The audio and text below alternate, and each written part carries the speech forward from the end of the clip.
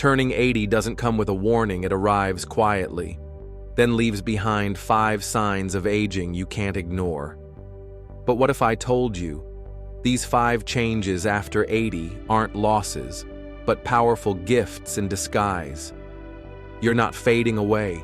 You're becoming the most refined version of yourself. Are you over 60 and afraid of what aging might take from you? What if it gives you more than it takes?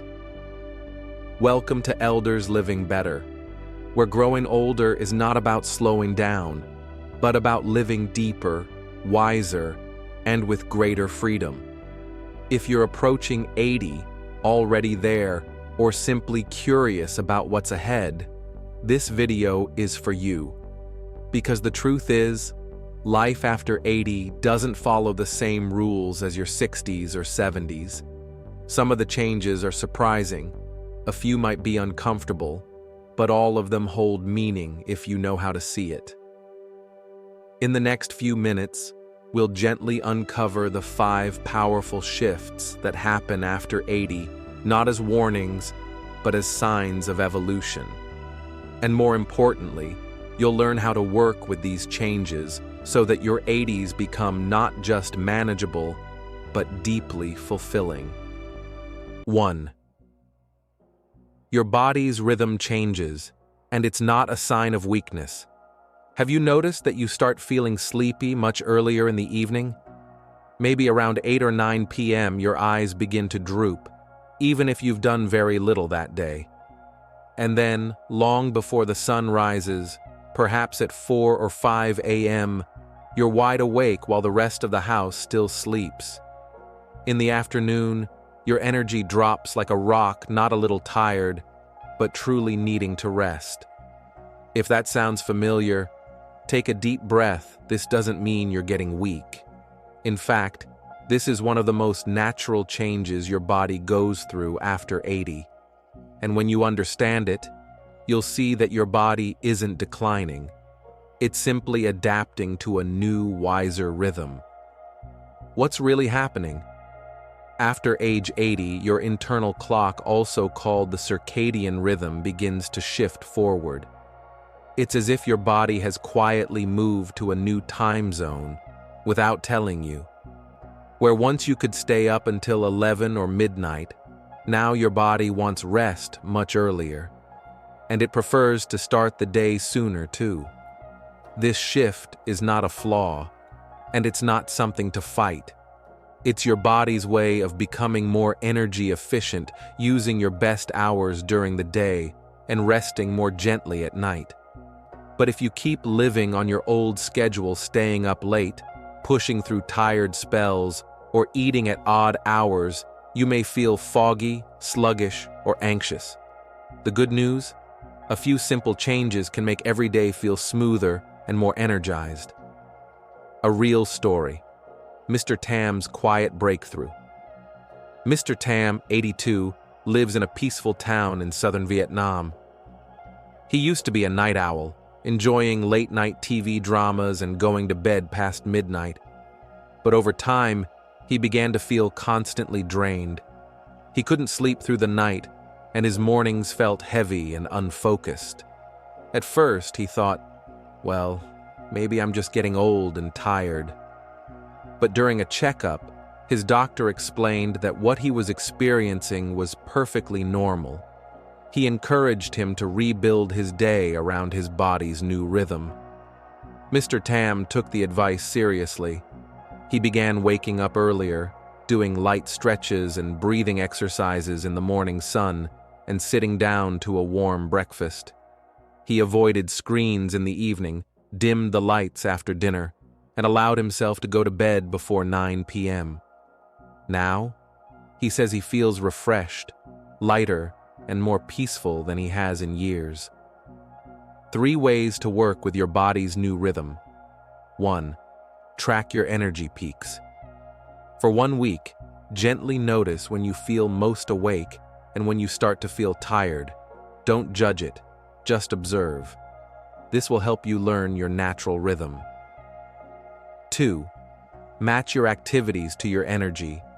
Do important tasks in the morning when you're sharpest, like phone calls, exercise, reading, or social visits. Save quiet, relaxing activities for late afternoon and early evening. 3. Establish a wind-down routine at night. Turn off bright lights and screens an hour before bed. Choose soft music, warm tea, or a gentle book instead. Let your body settle naturally. The gentle truth to remember: needing more rest, waking up earlier, feeling sleepy in the afternoon. These aren't signs of falling apart. They're signs that your body is operating on a wiser schedule, one designed to protect and restore you. Once you stop fighting your old habits and start listening to your body's new rhythm, you'll discover something beautiful. You have more clarity, more calm, and more strength than you thought, just on a different clock. 2. Relationships change. They become fewer but deeper. As you move into your 80s, you may notice something quietly unfolding. Your social circle begins to shift. Old friends may call less often. Group activities may slowly fade. Some connections that once felt essential now feel distant. It can be painful at first, that soft ache of absence, that quiet wondering, am I being forgotten? But here's the truth. Not everyone who drifts away is a loss. Some people step out of your life to make space for something deeper, quieter, and more nourishing. Letting go is not always losing. Relationships in your 80s are not like they were in your 40s or 60s. They're not built around status, activity, or appearances. They're built on mutual understanding and shared pace. You begin to value people who truly understand where you are right now, not just where you've been. You no longer feel the pressure to keep up with everyone. Instead, you become more selective, not out of pride, but out of emotional wisdom. A quiet story of 2 new friends. Take the story of Mrs. Jenny, once a beloved school teacher in a small town. For many years, she met weekly with a close group of old friends to play cards and chat. But one by one, things changed. Some moved away. Some faced health challenges. Eventually, the group stopped meeting. At first, she felt lonely and disoriented, like a part of her identity had disappeared. But then something unexpected happened. She joined a gentle movement class at her local community center just to pass the time. There, she met Mrs. Anna, another woman in her 80s, quiet but kind, who shared a love for growing orchids. They started chatting after class, exchanging tips on how to care for their flowers. Weeks passed, and a new rhythm formed. Every Monday morning they met for tea. No gossip, no big plans. Just 2 women sharing stories, garden updates, and small joys. Now their connection is one of the most meaningful parts of their week, steady, peaceful, and real. How to nurture the right relationships after 81. Let old connections go without guilt. Some friendships fade naturally. That's okay. It doesn't mean they weren't meaningful. It simply means your journey has taken you in new directions. 2. Open your heart to new companions, even if they're new to your life. Don't assume depth only comes with history. Sometimes, the people who understand you most are the ones you meet later in life because they share the same stage. 3. Prioritize quality time over quantity of people. 1 cup of tea with someone who truly listens can be more healing than a dozen noisy conversations. A gentle reminder: real friendship at this age is not measured by how many people surround you or how many parties you attend. It's measured by how safe, seen, and calm you feel in someone's presence. Some of your oldest friendships may change or fade, and that's not a failure, it's evolution. And in that space, new connections, even quiet ones, can bloom. So if your circle is smaller than before, take heart. You're not alone, You're simply entering a season where presence matters more than popularity. 3. Time becomes more precious, and you begin choosing what truly matters. When we're younger, time often feels like something we owe to everyone else. We hurry through mornings, juggle obligations, and try to keep up appearances, worried about what neighbors think, whether we've done enough, or if we're making a meaningful mark. But something beautiful happens as we enter our 80s. Time no longer belongs to society. It becomes truly yours. This shift doesn't come with a grand announcement. It begins quietly. Suddenly, you no longer feel the need to explain your choices. You start asking new questions. Is this how I want to spend my time? Does this add peace to my day? Is this for me or for someone else's approval? The story of Mr. David from structure to serenity. Mr. David, now 83, was once a meticulous government worker. He lived by schedules, checklists, and punctuality. His days were filled with to-dos, deadlines, and formalities. His time, he believed, belonged to duty. But after retiring, and especially after turning 80, Mr. Min made a quiet but profound shift. He stopped filling his days with tasks. He began painting in the morning, sipping tea on the balcony in the afternoon, and telling bedtime stories to his grandchildren in the evening. He said, with a soft smile, "When I was younger, I lived for responsibility. Now, I live for what brings me peace." And the result? He feels more present, more alive, not because he's doing more, but because he's doing what truly matters to him. How to honor your time and yourself after 80. 1. Do a weekly energy check. At the end of each week, gently reflect. What moments made you feel tired or drained? What moments brought you peace or joy? This awareness is the first step to realignment. 2. Ask yourself, why am I doing this? Before committing to something, a visit, a task, an event, pause and ask, am I doing this because I want to, or because I'm afraid of disappointing someone? The answer will guide you toward more authentic choices. 3. Practice graceful boundaries. It's okay to say no. In fact, it's a skill worth mastering. Try gentle phrases like, I really appreciate the invite, but I think I need some quiet time today. Maybe not this time. I'm listening to what my body needs. The quiet truth. As you grow older, your energy becomes more sacred. And time? It transforms from a race to a resource, from something you chase to something you savor. When you stop filling your calendar to meet expectations and begin choosing activities that nourish your soul, your days no longer blur together. They become intentional, peaceful, alive. You don't need to accomplish more. You don't need to impress anyone. You simply need to choose what's worth your precious time. And in doing that, life after 80 becomes not smaller, but clearer.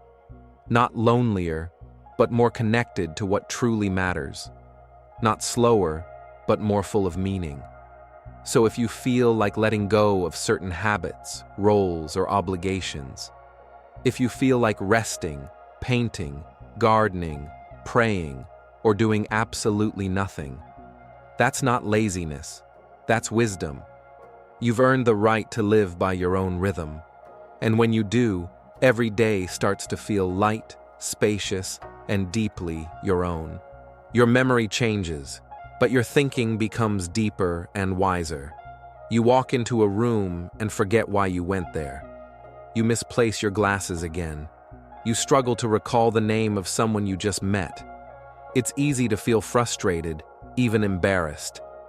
But before you label it as losing your mind, pause for a moment and look at what's really happening. Yes, your short-term memory may not be as sharp as it once was, but that doesn't mean your mind is declining. In fact, something much more powerful is taking place.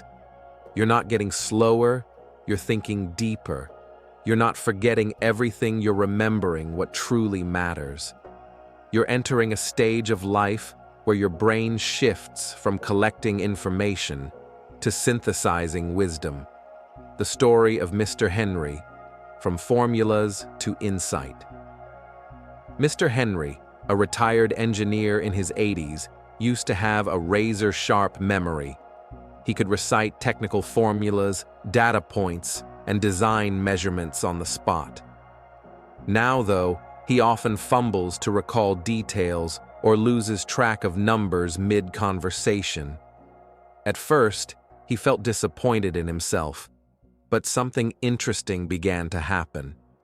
His adult son, working through a complex workplace challenge, came to him for advice. Though Mr. Henry didn't remember the exact equations anymore, he listened quietly, and after a moment, said just one thing. "It sounds like you're trying to fix the wrong part of the problem." That one sentence changed everything. Why? Because Mr. Henry wasn't focused on facts. He saw the pattern underneath the problem. His decades of experience allowed him to zoom out to see the bigger picture his son had missed. It wasn't speed or memory that made Mr. Henry valuable. It was his wisdom. How to support your thinking as your memory changes one. Write down what you want to remember. Use simple tools, a small notebook, sticky notes, a phone reminder, or a daily calendar. Free your brain from storing little details so it can focus on the things that matter more. 2.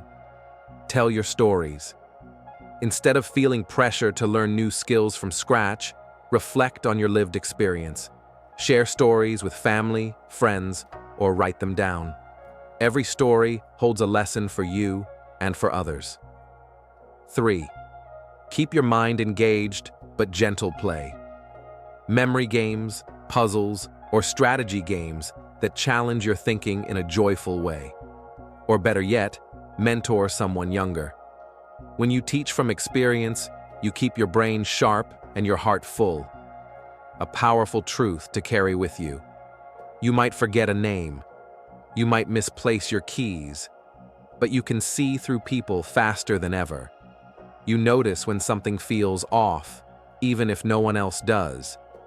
You know how to solve problems, not with fast thinking, but with wise thinking. This is not cognitive decline. This is cognitive transformation. Your brain, like your heart, has seasons.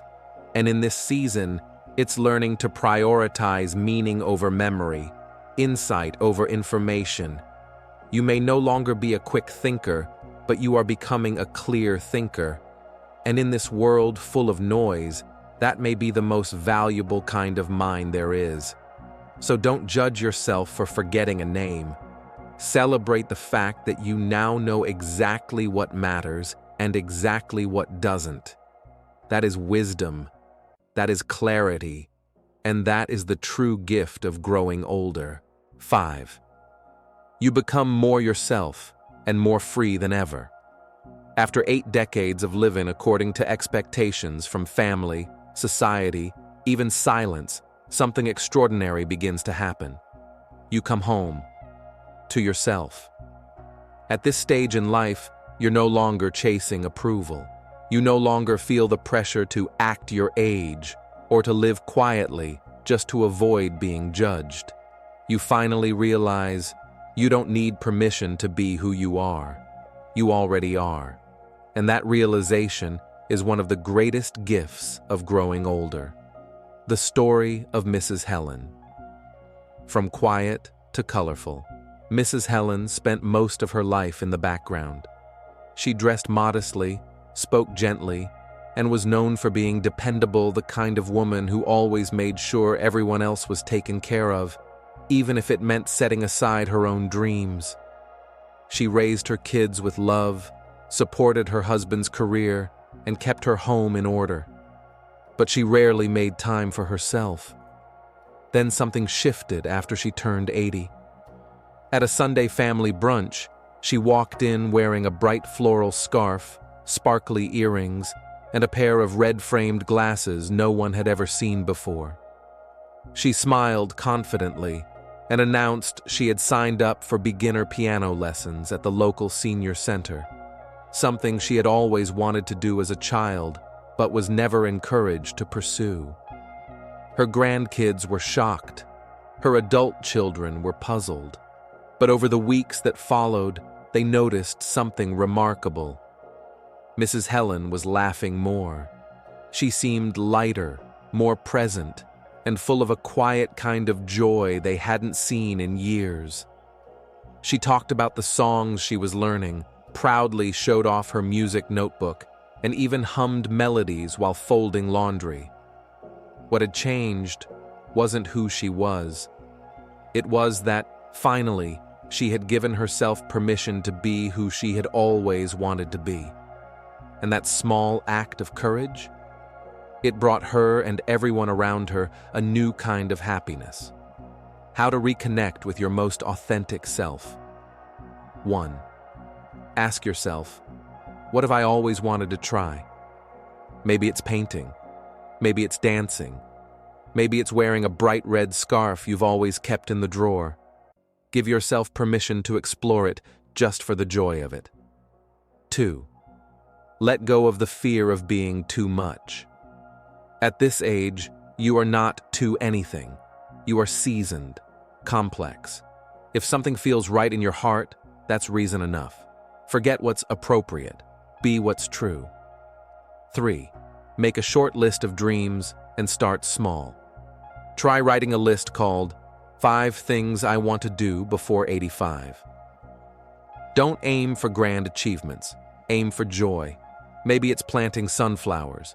Maybe it's singing at karaoke. Choose one and begin. You might just surprise yourself. A truth worth celebrating. When you were younger, life asked you to play many roles. The caregiver, the provider, the polite spouse, the respectful parent, the good neighbor, and you did them well. But now those roles no longer define you. Now you get to decide who you are, not based on duty, but on desire, not based on what others need, but on what you love. And what often surprises people is this: when you finally show up as your truest self, others love you even more. Because authenticity is magnetic. When you light up from the inside, you light up the room. And the people who matter, the ones who really love you, will celebrate the real you, not the version you once performed. So wear that bright color, say what you really think, dance to that old song in your living room, start the hobby you always delayed. You're not becoming someone new, you're becoming someone honest, someone whole, someone free. And what could be more beautiful than that? A gentle closing, a life transformed, not declining. Turning 80 brings change, no one can deny that. But change doesn't always mean decline. Sometimes it means transformation. And if you look closely, you'll see that this chapter of life isn't an ending at all. It's an arrival. You're not falling behind. You're growing into a deeper version of yourself. Let's look again, not with fear, but with understanding.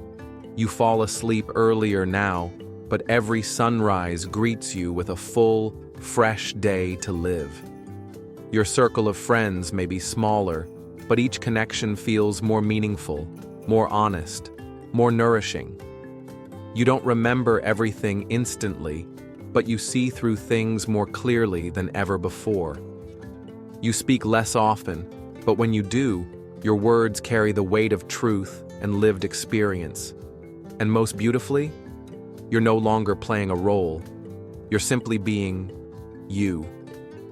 At 80, the race quiets, the pressure fades, and what's left is space for authenticity, for peace, for joy on your own terms.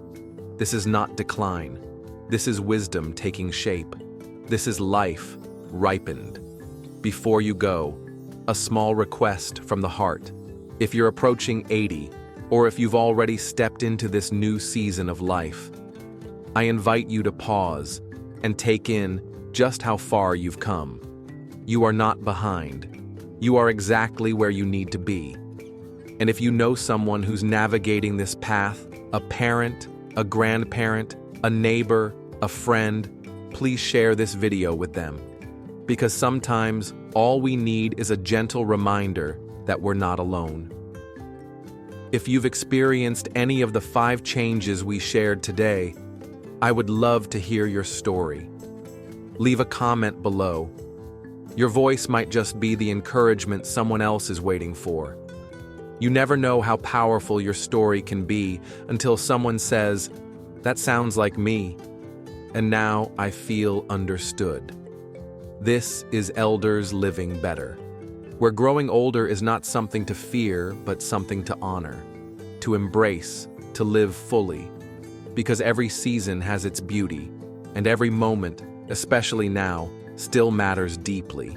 You are not done becoming. You are still blooming, just in a quieter, wiser way. Thank you for being here. Thank you for listening, and thank you for living better with us.